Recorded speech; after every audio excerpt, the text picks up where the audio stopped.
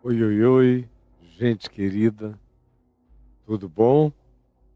Eu estou aqui começando bem além da hora e não quero perder tempo. Nós estamos em Mateus, no capítulo 12, e ontem eu comecei a falar do verso 38 em diante. E eu vou dar uma passada rápida, embora esteja tudo gravado aí no YouTube, só para quem por alguma razão caiu de paraquedas. Então, alguns escribas e fariseus, os doutores da lei e os fariseus, que eram os entes religiosos mais rigorosos e legalistas e judiciosos e letristas e meticulosos que o planeta já conheceu. Então, esses dois aqui, entre mestres e religiosos fanáticos, replicaram a Jesus com muita suavidade, uma réplica sem questão. Mas o escritor do Evangelho, Mateus, entendeu como uma réplica ao que Jesus tinha dito sobre a frivolidade das palavras deles e como elas trariam inapelavelmente juízo. Aí eles dizem aqui: mestre, queremos ver da tua parte um sinal. E nada provocava mais a Jesus do que esse tipo de conversinha. Ele não tinha feito outra coisa a não ser realizar sinais. E esse pessoal vinha acompanhando a ele há muito tempo, desde a Galiléia. Não pararam de ver sinais. E após umas sessões de persecutoriedade deles em relação a Jesus, Jesus dá a eles a pressuposição de serem quem eles de fato são, ou seja, perseguidores. E aí cura pessoas variadas em dias de sábado e eles ficam tomados de ódio, de raiva, especialmente depois da cura do homem da mão ressequida. Eles já vinham acumulando muito ódio, mas o verso 14 diz que quando eles viram Jesus curar o homem da mão ressequida dentro da sinagoga em dia de sábado, que eles proibiram que se fizesse qualquer coisa, até o bem, eles se retiraram, os fariseus, e conspiravam contra Jesus, em como lhe tirariam a vida, ou seja, era uma conspiração de morte. Mas Jesus, sabendo disso, mesmo sabendo disso, curou a muitos, muitos e muitos e muitos do lado de fora da sinagoga.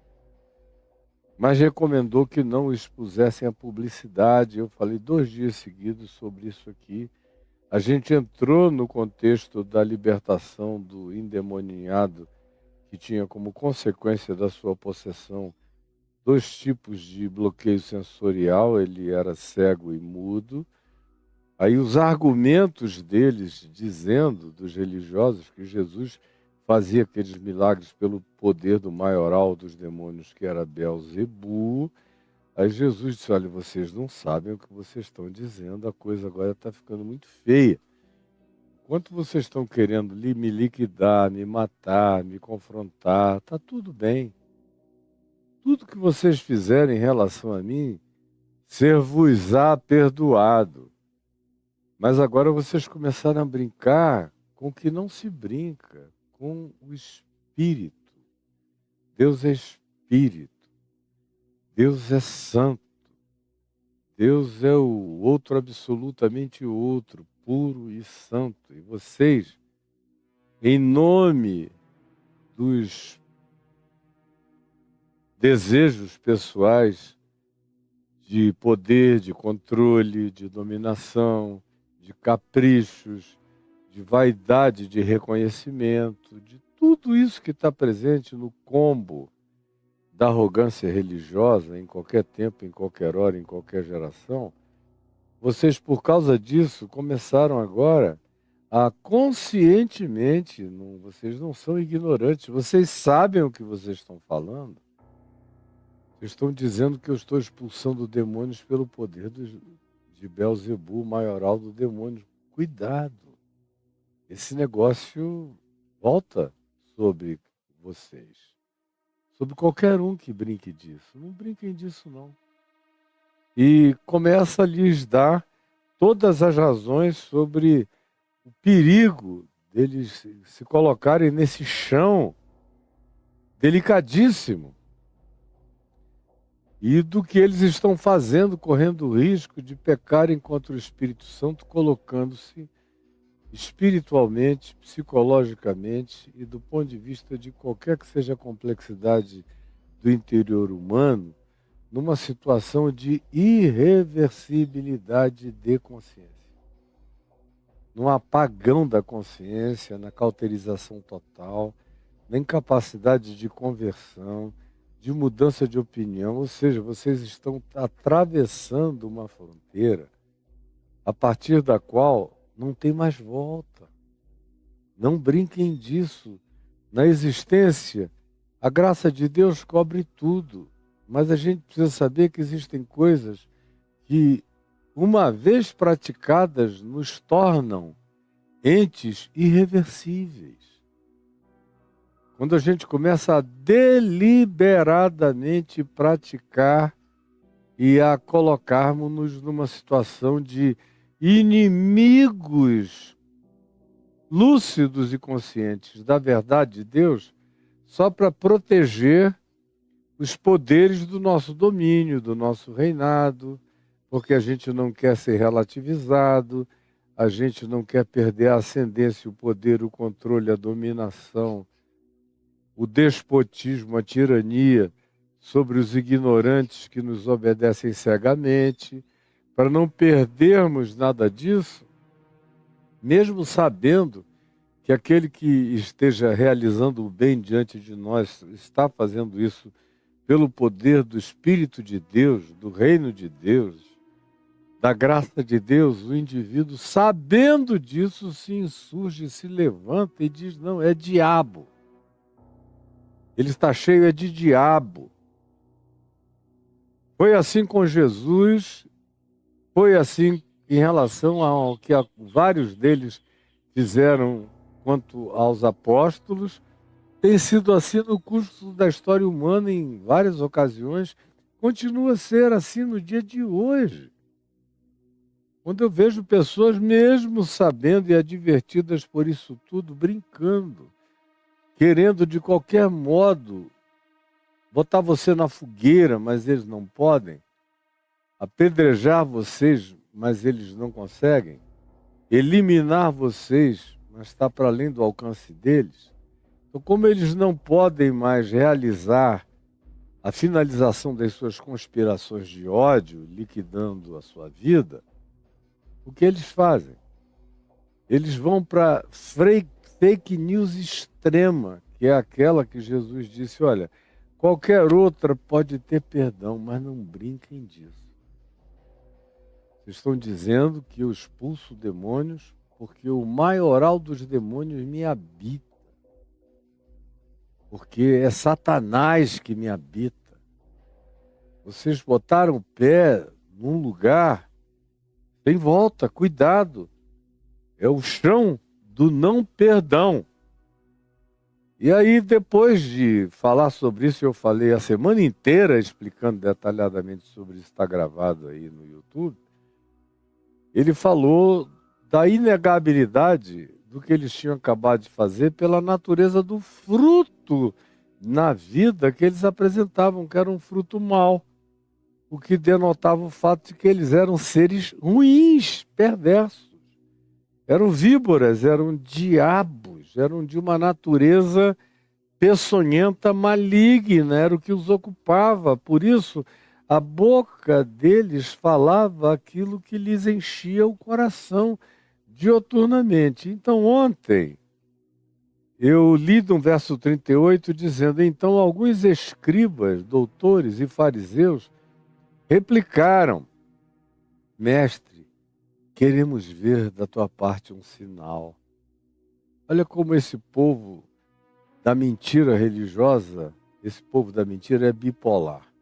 Eles vêm dizendo é o maioral dos demônios. Aí ouvem o que Jesus disse a eles, gravissimamente dito, aí tentam subitamente, pela via do amaciamento de palavras, mas continua a ser uma provocação, uma réplica, conforme diz o texto, mas eles mudam o tom. Eles são sempre assim, eles se repetem invariavelmente sempre. Primeiro eles acusam, atropelam, passam por cima. Quando eles sentem que pode haver alguma coisa que venha mais forte do que eles não conseguem mudar o coração, nem se converter, nem se arrepender. Para eles isso vai se tornando cada dia mais impossível. Esse arrependimento, eles entram no estado de inarrependibilidade, mas mudam o tom. Porque o negócio deles é fazer a politicagem do meio ambiente para ver se o lugar deles não é diminuído em relação a esses sobre os quais eles se acostumaram a controlar, a dominar, possuir, a fazerem tudo o que eles queriam. A briga toda aqui tem só a ver com poder, não tem nada a ver com amor deles, a verdade, a palavra, a doutrina, a ciosidade de busca de significados verdadeiros. Não! A coisa toda tem apenas, exclusivamente a ver com poder. E aí eles vêm com essa sutileza de pedir um sinal, e Jesus lhes diz, uma geração má e adúltera pede um sinal. Vocês são maus. E isso é geracional, isso virou uma cultura de perversidade que tomou conta de vocês, dessa geração inteira.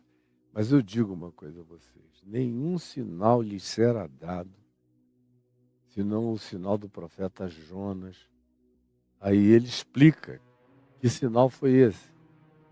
Jonas, aquele profeta do norte de Israel, que odiava os assírios, que eram os exatores, os senhores do mundo, então, a superpotência, e ele odiava. Ele era um profeta que sucumbiu à ideologia política.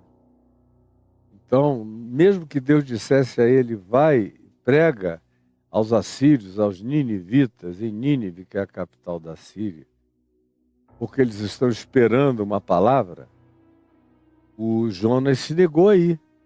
Falou, eu não.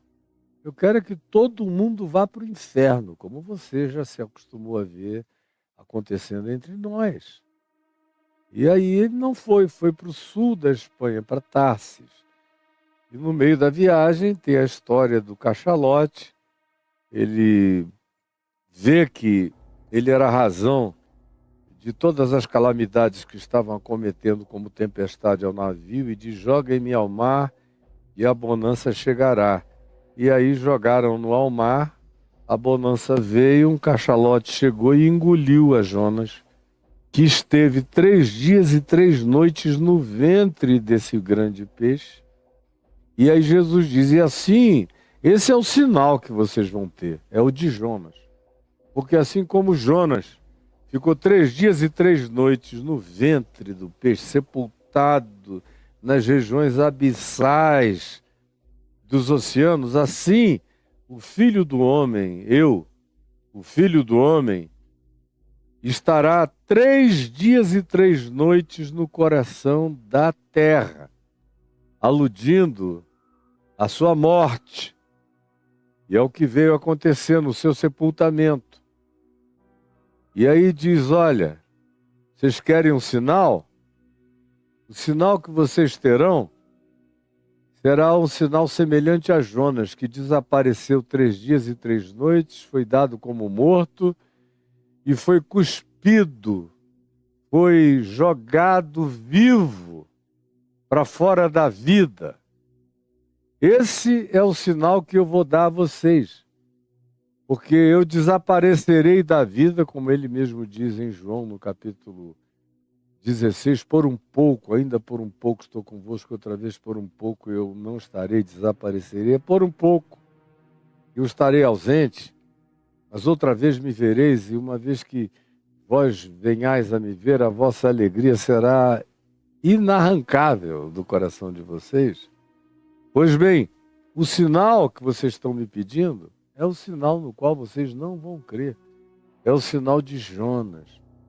Porque o Filho do Homem também vai ficar 3 dias e 3 noites no coração da terra. E vai ressuscitar. E vai sair vivo do coração da terra. E aí? Esse é o sinal que eu vou oferecer, porque cura de todos os tipos, libertações de todas as formas. Restabelecimento de sensorialidades de todas as variedades sensoriais.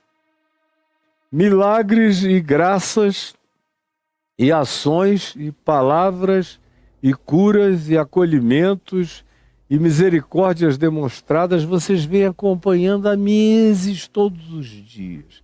E quanto mais vocês veem, mais odiosos vocês se tornam, porque mais relativizados vocês se sentem, menos empoderados e com mais vontade de me eliminarem vocês se manifestam. Porque o culto de vocês é ao poder que a religião confere a vocês. Por isso é que eu digo que os ninivitas, que eram considerados por Jonas os grandes pecadores da época por causa do olhar ideológico dele, a ideologia é uma porcaria, qualquer uma delas coloca um absoluto nos teus olhos que te impedem você de ver gente, você passa a ver conceitos e que tornam as pessoas, na maioria das vezes, suas inimigas se pensarem diferentes. Vocês sabem exatamente do que eu estou falando. E aí Jesus diz, em verdade eu vos digo que ninivitas se levantarão no dia do acerto de contas, da verdade, da luz. Eles se levantarão e vão se levantar contra vocês. Essa geração que está aqui comigo, criando fake news, mentiras e dizendo que eu faço os poderes e realizo o que eu realizo pelo poder de Belzebu, o maioral dos demônios. Os ninivitas vão se levantar com vocês, com essa geração de religiosos, você que está me vendo aqui, essa geração inteira. Os ninivitas, assim como Jesus disse aos escribas e fariseus, isso se repete em cada nova geração onde o mesmo Espírito está presente. Os ninivitas se levantarão no juízo com esta geração contemporânea e a condenarão, porque eles se arrependeram com a pregação de Jonas. Se arrependeram. Jonas com má vontade, Jonas de mau humor, Jonas que não queria ir, Jonas que odiava Ninivita e assírios, Jonas com o coração corrompido pelo poder da ideologia, foi obrigado a ir pelas circunstâncias, foi levado pelo cachalote, jogado na praia do mar mais próximo e teve que andar até a cidade de Nínive, que quando ouviu a pregação dele se arrependeu e fez jejum e se colocou sobre pano de saco e cinzas, em arrependimento aos seus pecados. Pois bem, essa geração de Nínive vai se levantar contra vocês, porque eles se arrependeram com a pregação de Jonas, que era o cara que não amava, que não queria, que estava com ódio. Eu estou aqui cheio de amor, de graça, de bondade, de misericórdia, de cura, de acolhimento, chamando, vinde a mim todos os que estáis cansados e sobrecarregados, e vocês se levantam contra mim, diferentemente dos ninivitas em relação a Jonas, e dizem que eu faço tudo o que faço pelo poder de Satanás, do maioral dos demônios. E não conseguem olhar para mim. Os ninivitas viram Jonas, e Jonas não era nem ninguém para ser inspirador. Ele estava só papagaiando a mensagem que ele tinha recebido, mas foi o bastante para fazer os ninivitas se arrependerem.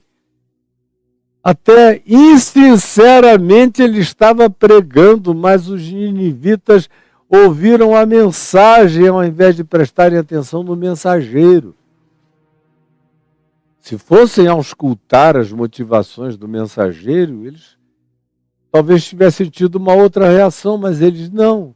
Ouviram a mensagem e ignoraram o mensageiro. Vocês não ouvem nem a mensagem e têm ódio do mensageiro, sendo que o mensageiro chega num derrame de amor e de graça. Eis aqui, portanto, quem é maior do que Jonas. O que faz com que o juízo de vocês se acumule de maneira muito mais veemente, porque o desperdício de graça na vida de vocês é incomparável. Os ninivitas, que eram os dominadores despóticos daquele mundo dos dias de Jonas, alcançaram graça e misericórdia e consciência de arrependimento e se colocaram numa posição histórico-linear na comparação do significado passado, presente e futuro, superior a de vocês que estão aqui comigo, vendo milhares de sinais de prodígios, de maravilhas e de bem-aventuranças e de graça e de perdão e de compaixão, mas o coração de vocês é pedra pura. É um coração inconversível, inarrependível. Olha aqui, vocês estão na minha presença. Eis aqui quem é maior do que Jonas. O fato de eu estar aqui torna a atitude de vocês indesculpável. Eu não estou aqui com má vontade, eu estou aqui transbordando de boa vontade. Vinde a mim os cansados e os sobrecarregados, mas vocês estão com ódio da graça, com ódio da misericórdia, com ódio da oportunidade, com ódio do abraço divino, com ódio do sobejar da mesa do banquete de Deus em favor de todos os seres humanos. Vocês só pensam nos poderes concentrados no Vaticano do umbigo pessoal de vocês.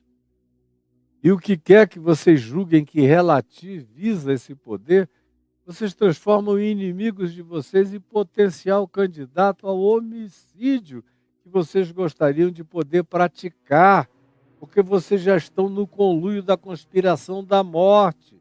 O resto é tudo disfarçatez religiosa. E tem mais.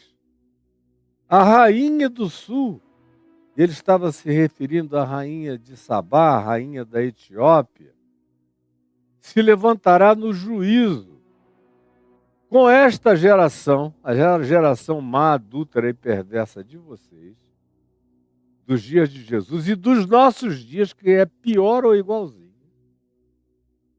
Também mata o evangelho e crucifica o Filho de Deus todo dia e dá as costas para a graça de Deus e é capaz de corroborarem as mentiras mais satânicas deste mundo só para fazerem parte de uma maioria malvada, adúltera, perversa e maligna. Pois bem, a rainha da Etiópia se levantará no juízo contra vocês. E ela condenará vocês, essa geração inteira. Ela que veio lá da Etiópia, 1000 anos antes de Cristo, 900 anos antes, para ouvir a sabedoria de Salomão, que era só Salomão, cheio de relatividade, uma sabedoria e de pureza de sabedoria teve pouco tempo. Ele não viveu como um homem de sabedoria pura, santa e justa, como diz o apóstolo Tiago, irmão de Jesus, muito tempo não. Ele recebeu sabedoria lá do alto. Tiago diz que é pura, mansa, indulgente, acolhedora, cheia de misericórdia. Essa é a sabedoria que vem do alto. Isso foi o que ele recebeu originalmente. Mas com muita rapidez ele ficou tomado pela sabedoria terrena, animal, demoníaca, hedonista, e foi particularmente envolvido, em nome da ciência, em outras coisas que não eram ciência, que eram feitiçarias, bruxarias, magias perversas, ocultamentos e poderes do oculto, capacitações e pesquisas variadas. Salomão foi um cara que aprendeu não só botânica, como se diz na Bíblia, e outras sortes de designações e apreciação científica de animais, de plantas, de ervas e de tantas coisas boas para a cura, para a saúde, para o bem-estar, mas ele também, depois de um tempo, diz a Bíblia, não sou eu. E além da Bíblia, os livros paralelos dos judeus, que tem abundância de contos em relação a Salomão. Mas a Bíblia, se você não quiser as outras leituras paralelas, que eu já fiz, você não precisa necessariamente fazer, a Bíblia diz que por causa das suas muitas mulheres, ele chegou a ter quase 1000 mulheres entre as esposas e concubinas no harém dele, que eram todas de nações diferentes. Ele colecionava mulher, colecionava etnias, colecionava bundas, peitos, olhos, cabelos, peles, tons de pele. Ele tinha aquele prazer na variedade, mas também ele colecionava as suas divindades.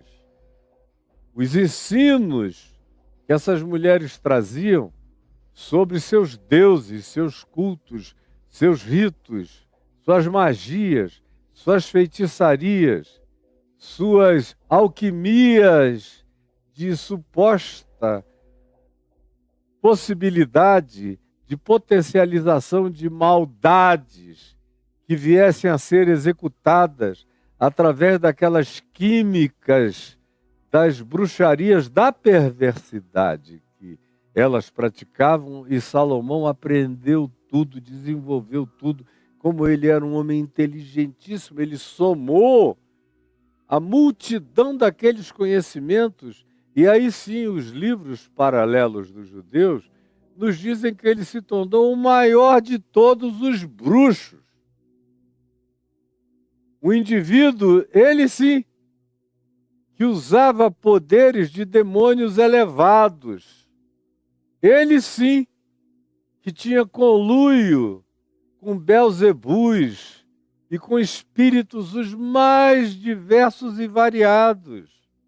Ele sim, que tinha um determinado prazer de natureza orgásmico, maligna e mórbida, de dizer para todo mundo que ele tinha ascendência sobre a variedade dos demônios da terra.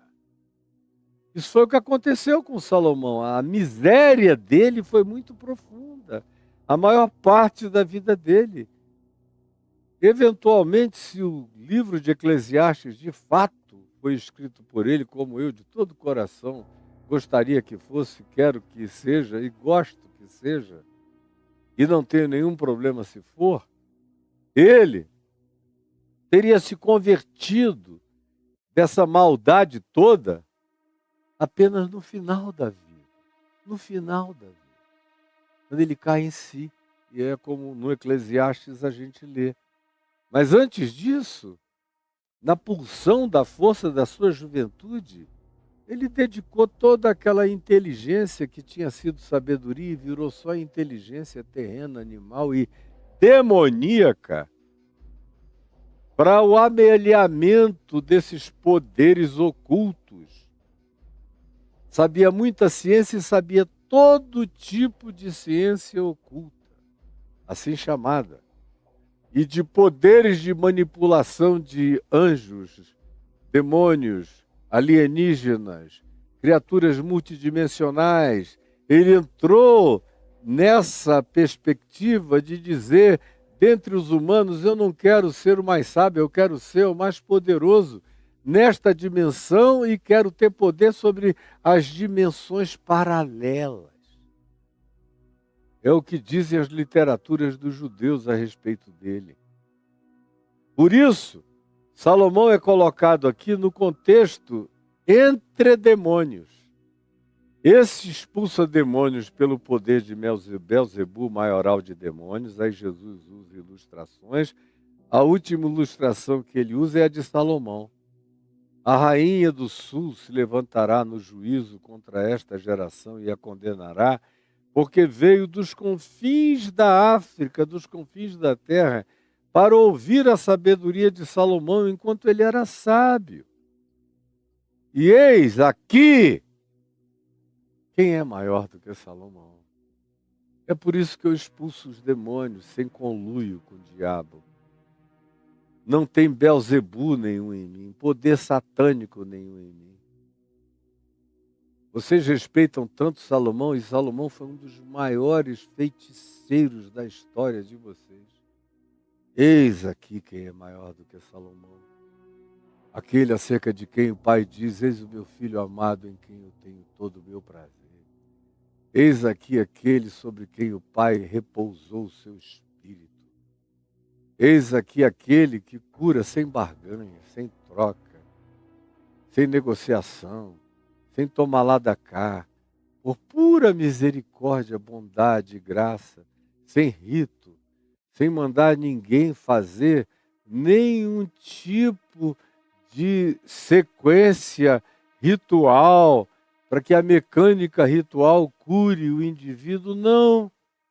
Está aqui aquele que cura pelo olhar, cura meramente pela palavra, cura no silêncio da compaixão, cura com um abraço terno, cura com acolhimento, cura e manda para casa pacificadamente. Tira legiões de demônios do coração das pessoas e não mantém controle sobre o antigo dominado pelas forças malignas. Ao contrário, o devolve para sua própria casa.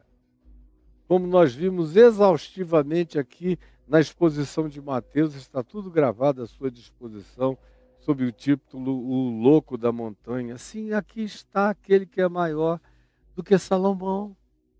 E olha como vocês tratam. Veja se tem perdão para vocês. Olhem só. Aí ele emenda isso aqui, voltando ao tema dos espíritos malignos, porque Salomão evoca a fala de Salomão, a presença de Salomão na sequência textual da fala, evoca outra vez os espíritos malignos pela razão que eu acabei de explicar. Porque para aquela geração toda ali, o maior de todos os exorcistas era Salomão.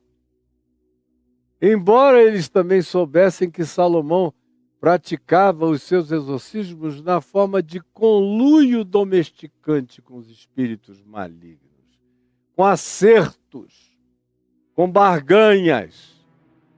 Não expulsava demônio de ninguém, fazia acomodações das trevas.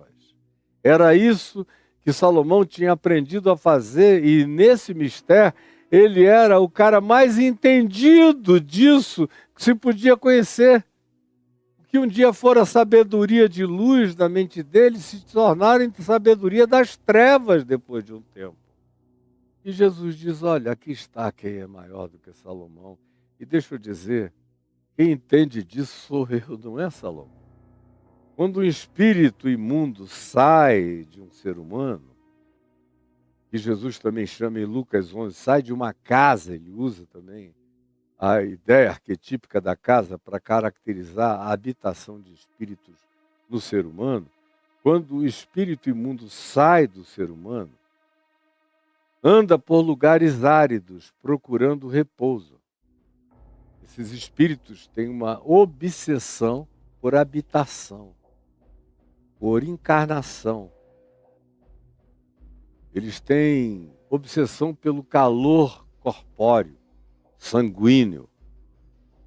Não é à toa que tradições antigas dos judeus baseadas nas informações dos livros atribuídos a Enoque, os pseudoepígrafes, dizem que esses espíritos imundos que havia em abundância nos dias de Jesus eram os espíritos dos nefilins, que nem eram nem anjos e nem humanos, eram filhos daquela hibridização e que se tornaram, de acordo com o livro de Enoque, como nuvens de angústia e de antagonismo pairando obsessivamente, procurando residência corpórea.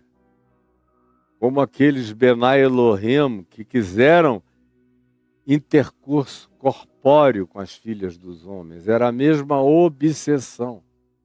Portanto, a ideia da tradição judaica é que aqueles espíritos eram nefilins num estado de aprisionamento intermediário, procurando algum tipo de incorporação. Esses são os espíritos aos quais Jesus chama de espírito imundo. E diz, sai dele, espírito maligno, sai dele. Ou só maligno, ou seja lá o que seja, muitas vezes nem dá nome, só diz, sai. Não é para ficar. Mas aqui a gente aprende a razão dessa obsessão. Eles têm uma necessidade de corporificação. Essa também é a razão e a explicação pela qual, quando o louco da montanha, o gadareno, o gerazeno, como a gente já viu meses atrás aqui nessa sequência, tá tudo aí para você, viu e se viu ameaçado de ser expulso, aquela legião de demônios se viu ameaçada de ser expulsa daquele homem, gerazeno ou gadareno, como prefiram chamá-lo, eu o chamo de o louco da montanha. Eles disseram, se tu nos mandas sair, permite-nos o quê? Entrar nos porcos. Porque era corpo. E hoje em dia a gente sabe que não era só corpo, com carne, com sangue. Também uma genética das mais semelhantes à genética humana. É a dos suínos. Mas alguma coisa aconteceu nos suínos que eles não suportaram a presença da legião e os suínos entraram num desespero inaguentável e correram na direção da montanha e pularam de despenhadeiro abaixo no mar da Galiléia e se afogaram. Porque esses espíritos imundos, quando saem de um homem, eles andam por lugares variados procurando um ambiente de encaixe, uma morada, um outro coração, um outro humano, uma outra mente, um outro corpo, uma outra cobertura, um outro calor corpóreo sanguíneo, uma outra sensação de habitação espaço-temporal que os tire da invisibilidade, da intangibilidade. Eles ganharam obsessão nefilímica em se tornarem corpóreos.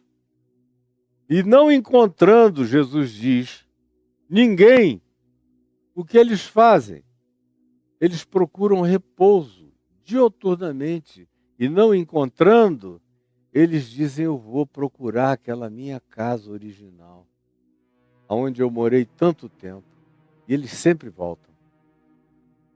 Esses espíritos imundos, prestem atenção, isso é uma lição espiritual para todo mundo saber e não esquecer.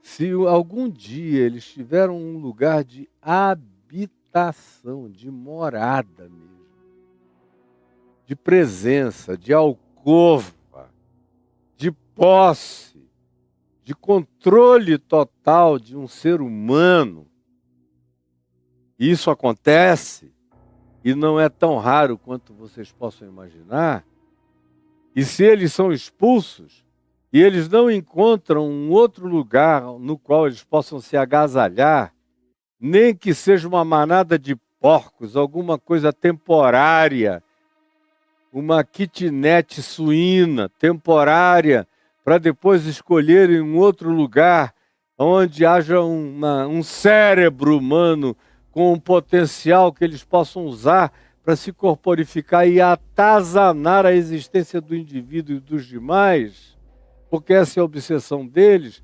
Não encontrando essa alternativa, eles dizem: voltarei para minha casa de onde saí.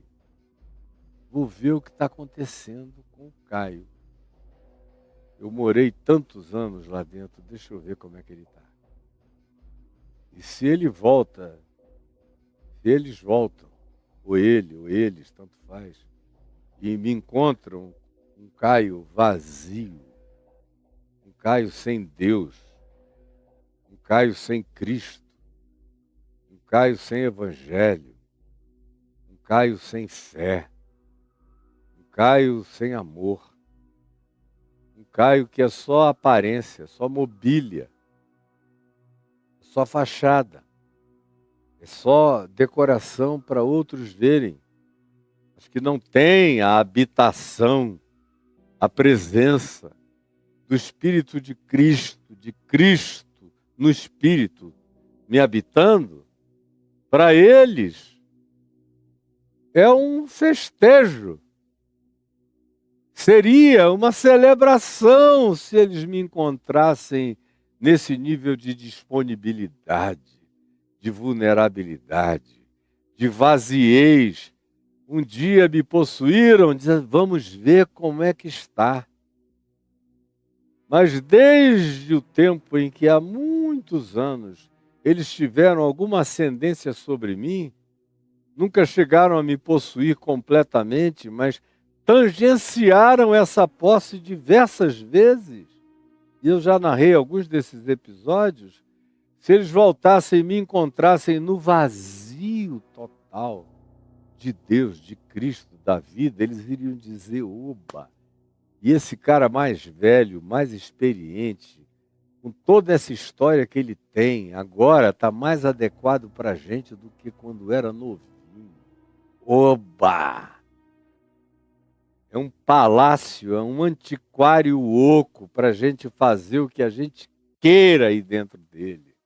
Eles voltam, sempre voltam, procurando encontrar aquela casa varrida, ornamentada, porém vazia, só apenas decorada com religião, com moral, com cidadania oca, mas sem a presença real do Espírito Santo habitando o coração.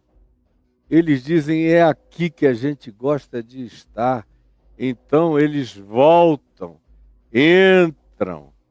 Como diz Jesus no verso 45, então vai esse Espírito e leva consigo outros 7 piores, para caracterizar o fato de que a ação das trevas, na vida humana, nunca se alivia, nunca melhora, nunca se torna mais leve, nunca se torna mais branda. Ao contrário, ela sempre piora. Se um dia foi horrível e você não se encheu de amor, de graça de Deus, de vida, do Espírito de Cristo, da presença, da realidade, da fé inabalável no Evangelho, da promessa de que o mais valente é aquele que mora em mim agora, o Cristo eterno, vencedor supremo, é quem me habita. Se eles chegam e me encontram vazio, se eu fui apenas objeto de uma varrida temporária, mas me arrumei basicamente na superficialidade, mas continuei na oquidão da minha espiritualidade, eles dizem: é aqui, meu Deus, a gente vai ser feliz outra vez. Encontramos a casa onde já habitamos e levam outros piores do que eles. Tornam aquele estado infinitamente piorado. E Jesus diz: e habitam ali, fazem morada, tomam posse. É uso capião, está vazio, não tem dono, não tem escritura, não tem o proprietário mais valente habitando essa residência espiritual que Jesus aqui transforma em metáfora de casa, mas aludindo ao interior do coração humano, que é aonde eu, que sou um espírito, habito. Pois bem, quando eles encontram essa corporalidade disponível, com a obsessão deles de corpo, de sangue, de expressão de visibilidade, eles dizem: é aqui que a gente vai ficar, é aqui que a gente deixa de ser uma eteriedade e volta a ser uma materialidade outra vez. Então eles vão e levam consigo outros 7 espíritos piores do que eles originalmente. E entrando, habitam ali. E aí é mais difícil. Habitam ali. E esse segundo estado é muito pior do que o primeiro, é o que diz Jesus. E o último estado, esse agora, daquele ser humano, torna-se pior do que o primeiro. O primeiro já era horroroso. No caso aqui da ilustração em questão, era um homem possesso que tinha ficado cego e surdo. Jesus expulsou. Está ensinando esse homem a ocupar o seu lugar residencial espiritual, que é o seu ser, com a presença de Cristo, o mais valente, e com nada além de Cristo, que é o único que pode me dar segurança. É a habitação do Espírito de Deus em mim. É a presença do reino de Deus em mim, é que fecha a porta para a malignidade. Mas se eu fiquei no meio da viagem e não quis completar o caminho e fiquei na oquidão do ser, na minha manifestação existencial, e eles vêm, Jesus diz: esse segundo estado vai ser muito, muito, muito pior do que o primeiro. Essa condição humana secundária de pioramento, às vezes coloca as pessoas num estado de irreversibilidade. Colocam as pessoas num estado de incurabilidade ou de uma dificuldade, humanamente falando, impossível de se imaginar o retorno à lucidez, à saúde, à sensatez, à normalidade de uma existência para a qual nós fomos chamados para experimentarmos. Aí Jesus diz: assim também acontecerá com essa geração. E aí ele coletiviza aquilo que em Lucas ele trata de maneira individualizada, porque tem a dimensão individual, pessoal, do indivíduo, conforme eu estou ilustrando aqui, dei até meu nome à narrativa. Tem também, de acordo com Jesus em Mateus, a dimensão geracional. E aqui em Mateus, diferentemente de Lucas, onde ele conclui com o indivíduo, será a condição daquele indivíduo pior do que qualquer outro anterior. Aqui ele diz: essa geração está acumulando maldades, está ficando cada vez mais cheia de demônios e de diabos. Cada maldade, cada acusação, cada fake news, cada blasfêmia, cada conspiração para matar, cada conluio de perversos querendo calar a voz dos santos, puros e sábios e sinceros que tentam trazer a graça de Deus para a vida humana, e eles se levantam e se insurgem querendo eliminar a gente desse tipo de atitude de bondade divina que eles odeiam.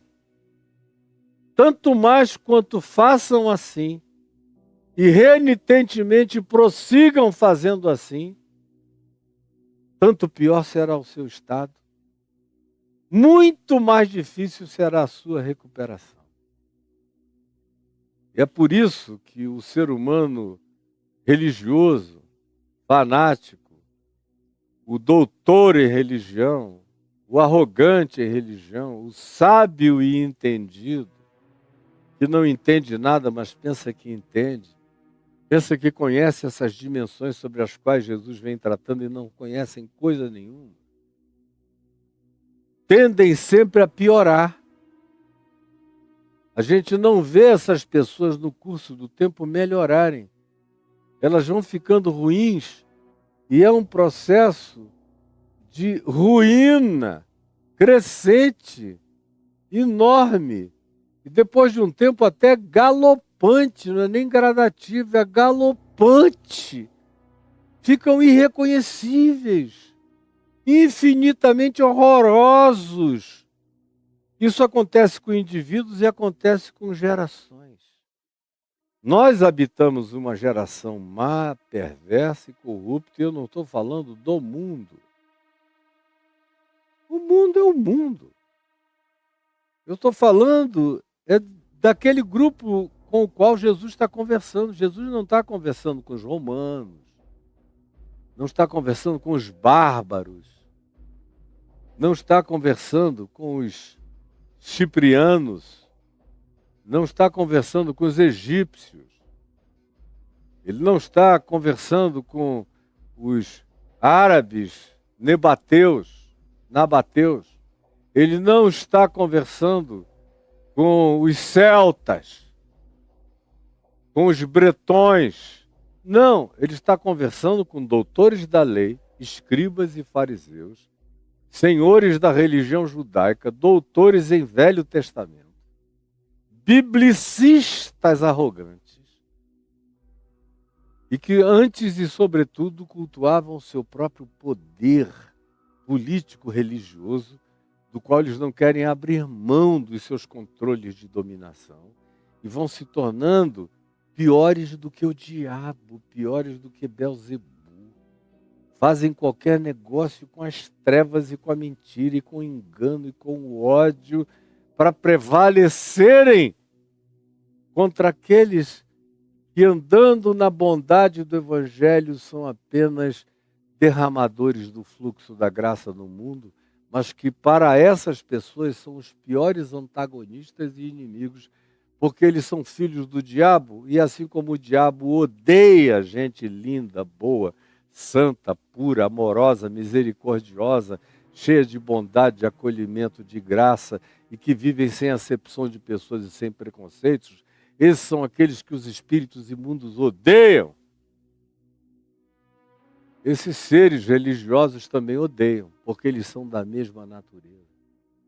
Eles carregam a mesma genética, por isso é que Jesus disse: vocês não são filhos de Abraão, lá em João 8.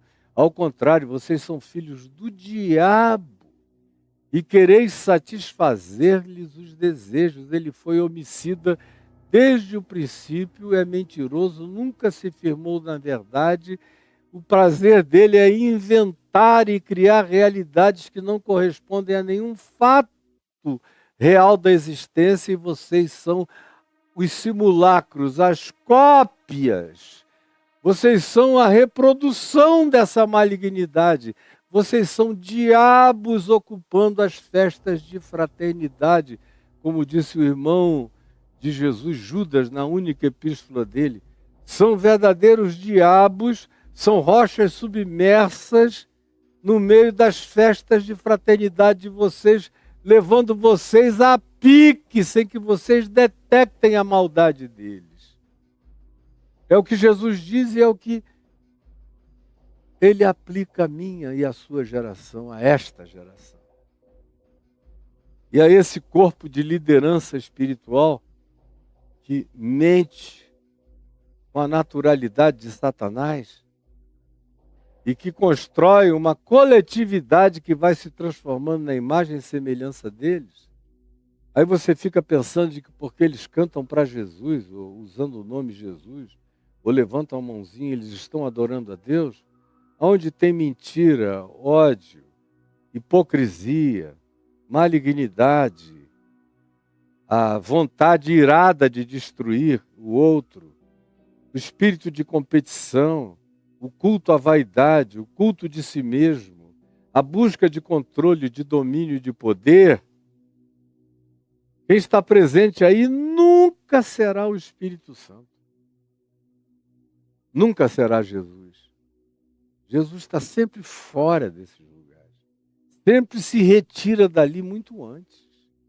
Não convive com isso. E olha, o ambiente aqui é sinagoga, é igreja, é congregação, é teólogo, é puritano, é fariseu dedicadíssimo às regras estritas da obediência da legislação de Moisés. É gente desse jaez.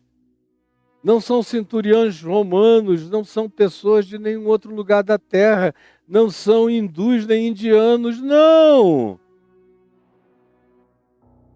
São judeus que vocês cultuam, a quem vocês não atribuem iniquidade, não veem a maldade jamais. Porque vocês se tornaram idólatras dessa maldade e não veem que aquilo ali está cheio de espírito maligno, de ódio, porque aonde há ódio, aí tem o trono de Satanás, em qualquer que seja o lugar, seja na sinagoga, seja na eclésia, seja na congregação, seja onde você queira.